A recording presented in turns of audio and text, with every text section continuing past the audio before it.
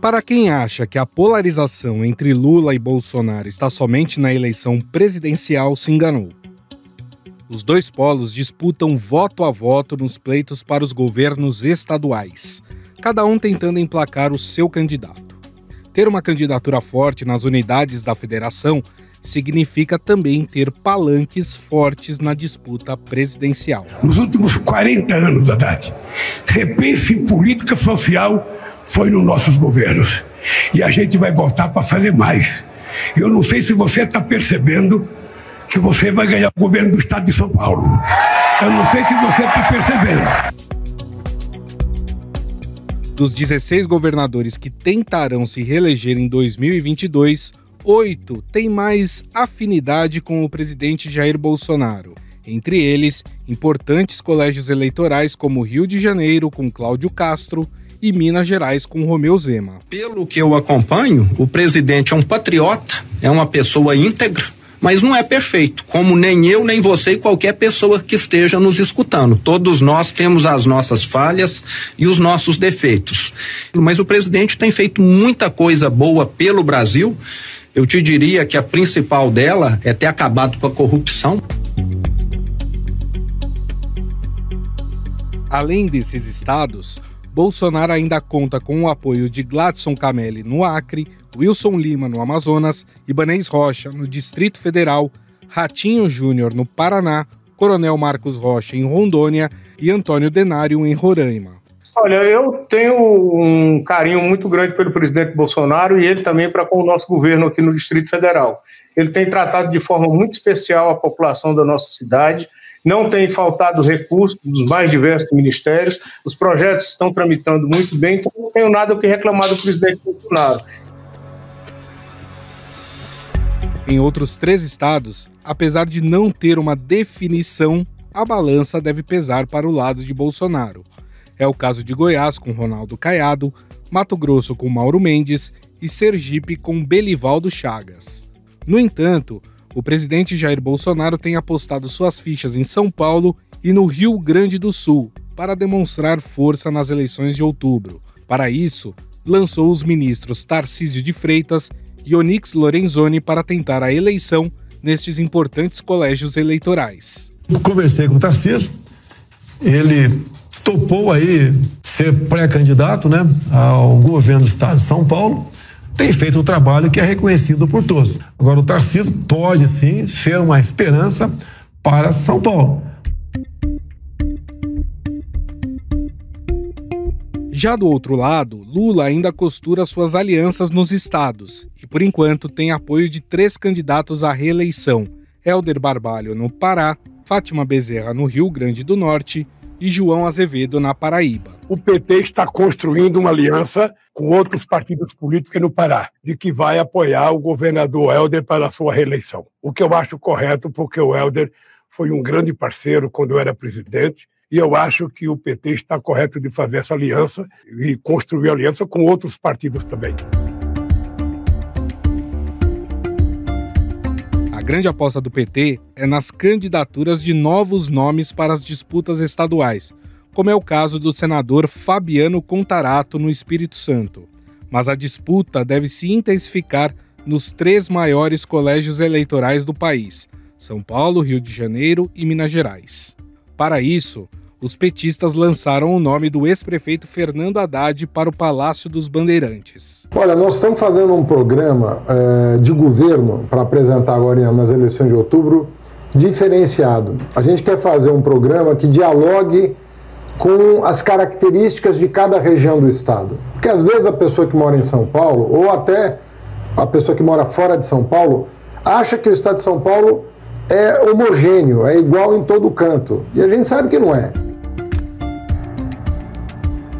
No entanto, esse quadro ainda não está fechado, pois há possibilidade de Márcio França se tornar a candidatura apoiada pelo partido.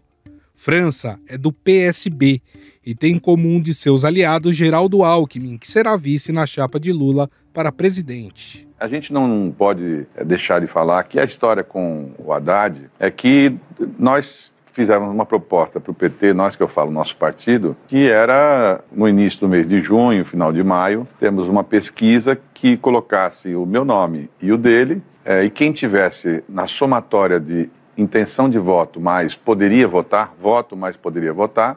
seria o candidato. Na última pesquisa IPESP, Haddad aparece com 29% das intenções de voto. Márcio França tem 19% e o candidato de Bolsonaro, Tarcísio de Freitas, 13%. O problema é que Fernando Haddad tem uma rejeição muito alta, próxima dos 50%, o que poderia prejudicar sua eleição em caso de segundo turno. No Rio de Janeiro, a disputa entre Lula e Bolsonaro também promete ser emocionante. Marcelo Freixo, do PSB, está tecnicamente empatado com o atual governador Cláudio Castro nas intenções de voto. Na pesquisa estimulada, ou seja, quando são apresentadas as opções de candidatos aos entrevistados, o cenário é o seguinte: Fernando Haddad, do PT, aparece em primeiro, com 29%. Márcio França, do PSB, vem em seguida com 19%. Na sequência, aparece Tarcísio de Freitas, do Republicanos, com 13%. Já em Minas, Bolsonaro leva vantagem sobre Lula. Romeu Zema, do Novo, está com mais de 10 pontos à frente de Alexandre Calil, do PSD, que é apoiado pelo petista. Foi divulgada hoje uma nova pesquisa eleitoral da Quaest Genial. A gente vai dar uma olhadinha no resultado para o primeiro turno da eleição para o governo de Minas Gerais. Na pesquisa estimulada, o atual governador mineiro, Romeu Zema, do Novo, lidera com 34% das intenções de voto. O prefeito de BH, Alexandre Calil, do PSD, vem em seguida com 21%. Mas não é apenas o PT que terá que lidar com alguns atritos nas eleições estaduais, como no caso de São Paulo.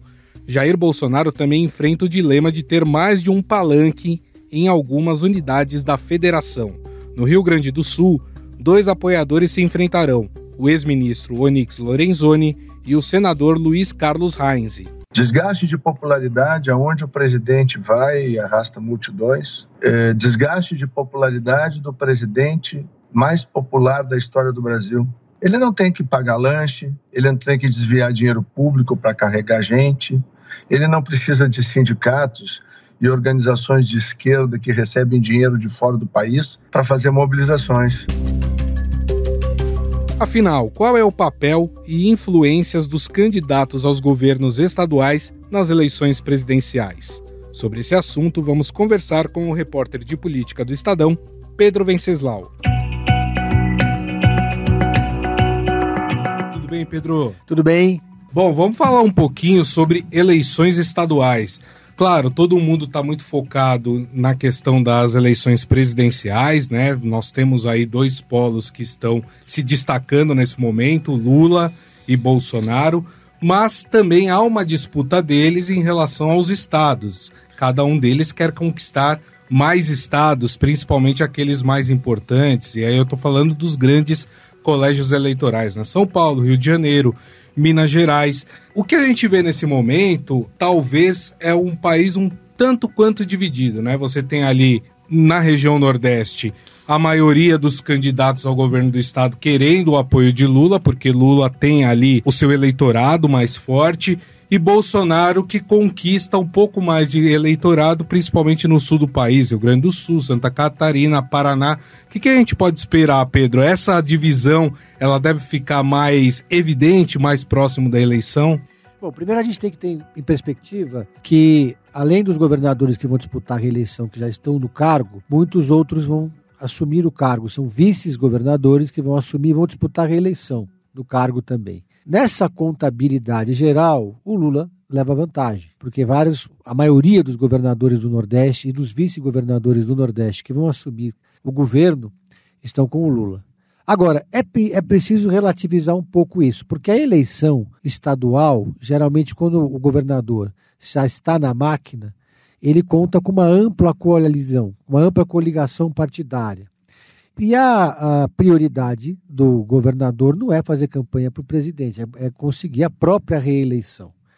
Então, você tem, por exemplo, alguns estados como o Paraná. O governador do Paraná, Ratinho Júnior, é considerado um aliado do presidente Jair Bolsonaro, mas ele tem uma coligação amplíssima, que tem com vários partidos que têm candidato próprio à presidência da República. Então, você mergulhar de cabeça numa campanha presidencial, sendo o governador candidato à reeleição, pode não ser um bom negócio, né? Aí fala-se muito do Zema, segundo maior colégio eleitoral do Brasil, Minas Gerais, governador do Partido Novo. Começa que o Partido Novo tem um candidato a presidente, que é o Felipe Dávila.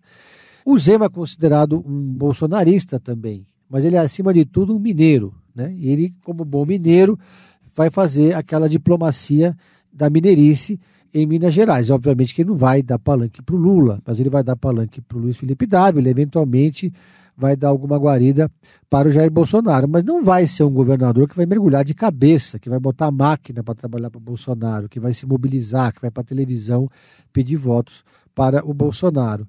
Aí você tem também outros estados que curiosos, por exemplo, o Helder Barbalho, né, e a família do Renan, os Calheiros, na Alagoas, Helder Barbalho no Pará, são estados em que a chapa do candidato que está no poder, a chapa da máquina, ela tem todo o espectro partidário envolvido dentro dela. E aí você também vai ter ali uma campanha em que não vai ser prioridade do candidato fazer campanha para o candidato a presidente. No que se refere ao Lula especificamente, é que o Lula é muito forte no Nordeste como candidato, e enquanto o Bolsonaro é muito fraco no Nordeste. Então lá ele surfa a grande onda, né? E lá no Sul, como todo mundo sabe, o Bolsonaro é mais forte.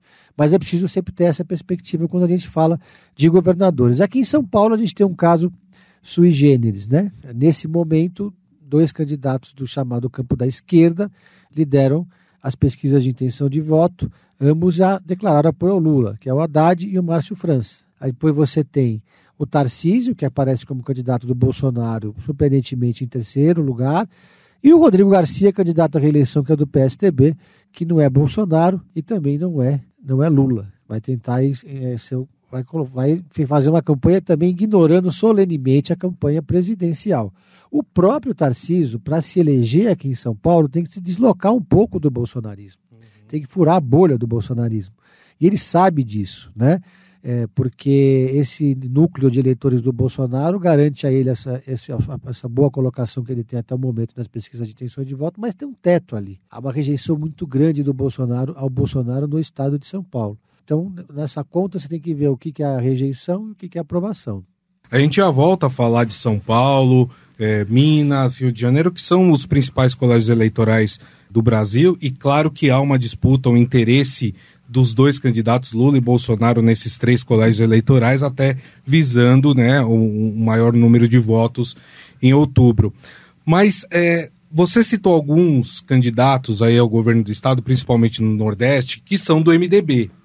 Hoje existe todo um trabalho feito pela chamada terceira via para, por exemplo, ter a Simone Tebet como candidata única desse grupo nas eleições de outubro. Como é que vai ser, por exemplo, para o MDB ter que deixar de apoiar o Lula no Nordeste e apoiar a Simone Tebet? Ou você acha que isso não vai acontecer, os governadores vão bater o pé e vão continuar apoiando o Lula pela força dele ali na região? Antes de mais nada, os candidatos a governador, por mais que o partido tenha uma candidatura à presidência da República, eles fazem lá o jogo deles no Estado.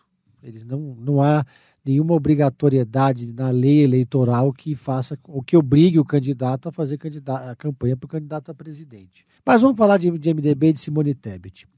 Dentro do MDB, existe hoje um movimento que é basicamente do MDB nordestino, que tem 5 lideranças, 5 estados, 5 caciques importantes ali, Eunício, José Sarney, Renan Calheiros, enfim, que são ligados ao Lula, que defendem que o MDB apoie o Lula já no primeiro turno para a disputa presidencial e não querem a Simone Tebet candidata. Lá atrás, quando o nome da Simone Tebet surgiu como pré-candidata do MDB à presidência, ela não era uma candidatura para valer nem no próprio MDB. A Simone Tebet entrou no tabuleiro, no play, para resolver um problema da diplomacia interna do partido. Você tendo uma candidatura à presidência da República colocada no jogo, você libera os estados para fazerem as suas articulações políticas, sem se comprometer com nenhum ou com nenhum outro candidato. O problema para os defensores do Lula no MDB é que a candidatura da Simone foi ganhando força, foi ganhando musculatura, especialmente diante da crise dos demais candidatos desse campo, que não conseguem avançar nas pesquisas de intenções de voto e, sobretudo, e mais importante que isso, tem muita rejeição. João Dória tem muita rejeição. Sérgio Moro saiu do jogo. Agora vai ser candidato a deputado federal ou a senador aqui em São Paulo. União Brasil lançou agora na quinta-feira a candidatura do Luciano Bivar à presidência da República, que na verdade ele é um candidato a vice. Ele está entrando para marcar posição. Dentro dessa equação toda, o próprio ex-presidente Michel Temer foi chamado, foi acionado para ajudar nessa costura política, e a Simone Tebet começou a fazer um trabalho de conquista do MDB, tijolo por tijolo. Até a última contabilidade que eu tinha feito, cerca de 15 dos 27 diretórios estaduais do MDB, sendo os diretórios com maior número de delegados na convenção do partido, que vai ser em julho, estão formalmente apoiando a Simone Tebet. Ou seja, se a convenção do MDB fosse hoje, e se eles fossem para voto, a Simone levava. Então, dentre os candidatos da terceira via, a Simone hoje é a quem tem o nome mais consolidado. Além disso, a Simone, por ser uma candidatura feminina, por ser uma mulher, ela quebra aquele argumento de que o partido não teria dinheiro para a campanha, porque existe uma cota de 30% do fundo eleitoral para mulheres. Essa cota pode ser toda colocada na candidatura da Simone se ela encabeça a chapa. Dentro do próprio PSDB, dirigentes do partido, da cúpula do partido, e não só os dissidentes, né? Não só aquele grupo liderado pelo João Dória, pessoal da bancada, pessoal, enfim, da executiva do partido, já tem essa avaliação que a Simone hoje é o nome mais forte. Já não há tanta resistência. Lembrando que está marcado para o dia 18 de maio, esse consórcio dos partidos que tem MDB, PSDB e União Brasil, eles marcaram para o dia 18 o anúncio de qual vai ser o candidato único ou a candidata única dessa chapa. João Dória está aí lutando, ele é um político persistente, resiliente, é quem tem hoje a maior estrutura de todos os pré-candidatos, tem um belíssimo comitê aqui na Avenida Brasil em São Paulo, contratou agora o marqueteiro Lula Guimarães, tem dinheiro do fundo partidário para fazer a pré-campanha, mas o PSDB não quer abrir o cofre para o Dória para a campanha. Uma campanha presidencial, Gustavo, ela custa pelo menos 75 milhões de reais. Esse dinheiro, numa campanha presidencial, se vai para uma campanha presidencial, ele deixa de ir para o cofre do candidato a deputado, o que ajudaria a reforçar a bancada, deixa de ser usado para eleger governador. Então você vai realmente fazer um investimento desse tamanho para uma candidatura que não decola, sim, que tem uma rejeição tão grande? Então essa é a questão. Bom, a gente tem dois casos, e aí eu vou pegar um caso envolvendo Lula e um caso envolvendo Bolsonaro, em dois estados que eu poderia chamar de casca de banana que esses candidatos vão ter que descascar. E aí eu digo quando você tem mais de um palanque dentro do estado. E vou explicar. Aqui em São Paulo, por exemplo, o PT diz que o seu candidato é Fernando Haddad e que vai apoiar Fernando Haddad. E você tem o Márcio França do PSB, que é do mesmo partido de Geraldo Alckmin, que vai ser vice do Lula. E Márcio França já foi vice-governador na chapa de Geraldo Alckmin, ou seja, um aliado político. Há toda, claro, a gente sabe, todo um planejamento, toda uma estrutura em cima de qual nome pode ser o mais forte, por exemplo, num eventual segundo turno. A gente sabe que a rejeição do Haddad é muito alta, né? Do Márcio França é menor. Talvez o Márcio França pudesse conquistar mais votos do que o Haddad num eventual segundo turno. Então tem toda essa discussão. O Bolsonaro, no Rio Grande do Sul, ele vai ter dois aliados disputando o governo do estado, que é pelo menos até hoje, né? O Onyx Lorenzoni, ministro, e o senador Luiz Carlos Reis, que a gente ficou conhecendo, né, mais durante a CPI da Covid, né, na defesa que ele fez ali muito forte do governo, né, da gestão de Jair Bolsonaro durante a pandemia. Como é que esses candidatos a presidente vão descascar essa casca de banana aí, tendo mais de um palanque dentro dos estados? Imagino que seja uma decisão um tanto quanto difícil, né? São muitas cascas de banana e não só nesse campo. Vou dar um outro exemplo aqui, que pouco a gente comenta. União Brasil, que está nessa discussão de apoiar a terceira via, certamente vai ter um problema aqui em São Paulo se o Bivar realmente for o candidato a presidente, como eles estão dizendo que vai ser, e vários outros exemplos existem aí pelo Brasil. A questão é simples.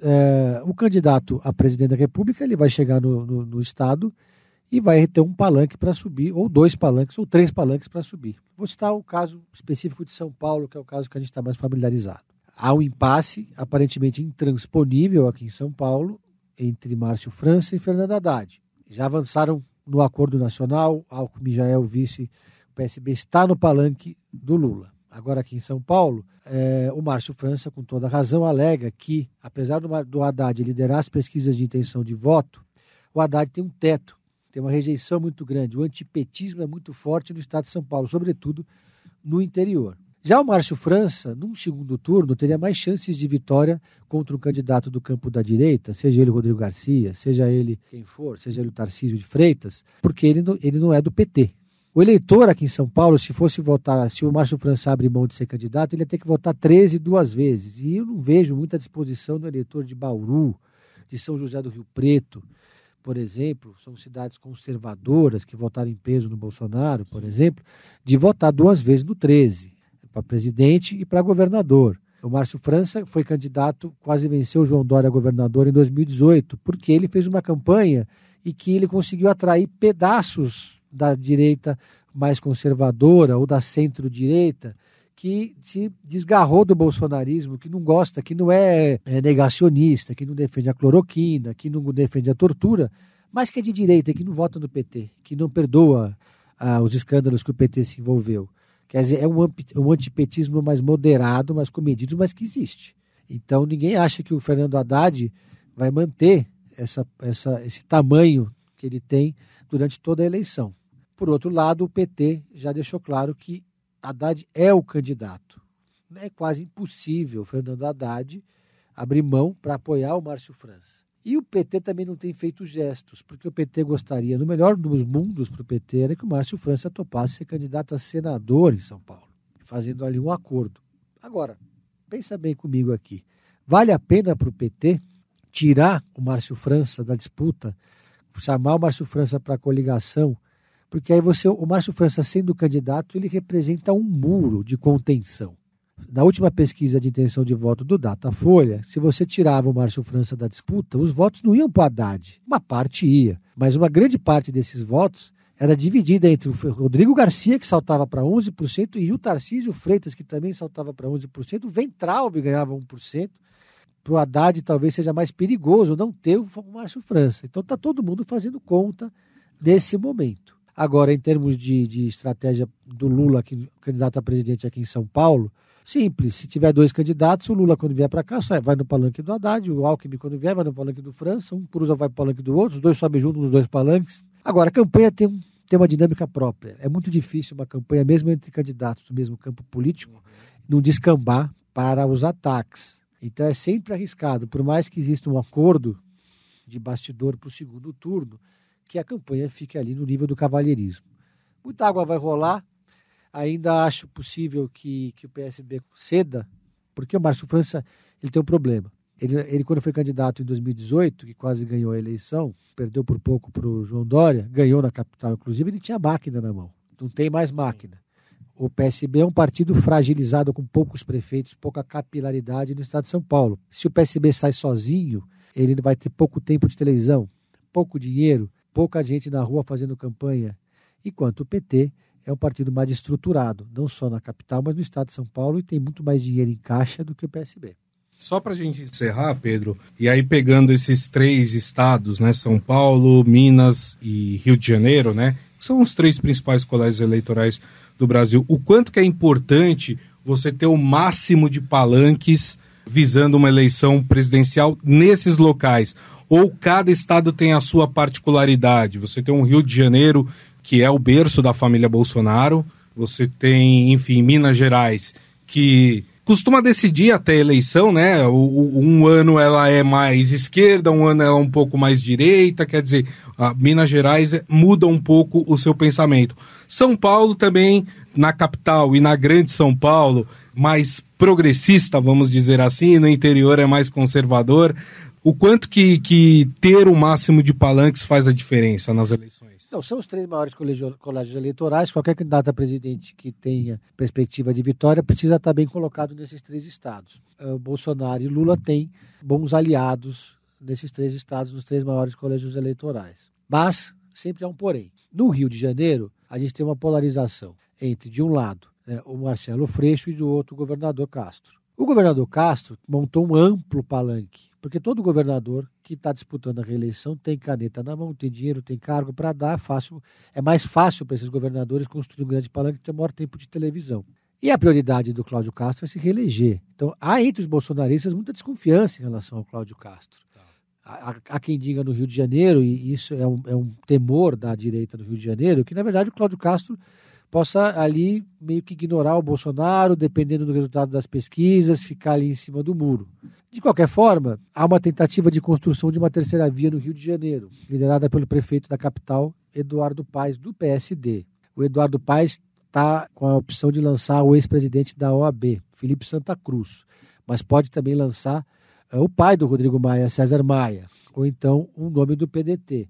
Seja qual for esse candidato, ele vai entrar na disputa para tentar quebrar uma polarização que está muito consolidada. Lá atrás, segundo me contou o próprio Rodrigo Maia, ele chegou a propor para o Lula que o Eduardo Paes, que tem a máquina da prefeitura na mão, e o PSD, e o PT, e o PSOL chegassem num acordo, e o PSB também lá no Rio de Janeiro, e lançassem o presidente da Assembleia, que deixaria o PT e iria para o PSD, então ele seria um nome que uniria todos os campos contra o bolsonarismo. Não deu certo essa ideia, então a gente tem a polarização. O Rio de Janeiro é um estado que tem o petismo e o antipetismo também muito exaltados, né? Minas Gerais, a gente tem o prefeito da capital, Alexandre Calil, que vai ser candidato a governador. E que já disse apoiar o Lula. Já disse apoiar o Lula. Esse é o palanque importantíssimo para o Lula em Minas Gerais. Um prefeito com altíssima popularidade, está muito bem colocado nas pesquisas de intenção de voto, e também não é do PT. Então, o fato dele não ser do PT também facilita quebrar esse ranço do antipetismo, né? Então, é um estado onde o Lula também tem um palanque muito forte. E o de PT já governou, né? Já governou a capital, já governou o estado. Muito bem. Esse Pedro Venceslau, repórter de política aqui do Estadão, conversando com a gente falando um pouco mais sobre eleições. A gente focou um pouquinho mais sobre os estados, né? As eleições estaduais e como elas devem influenciar aí na eleição presidencial. Pedro, queria te agradecer mais uma vez. Muito obrigado, viu? Obrigado, abraço a todos.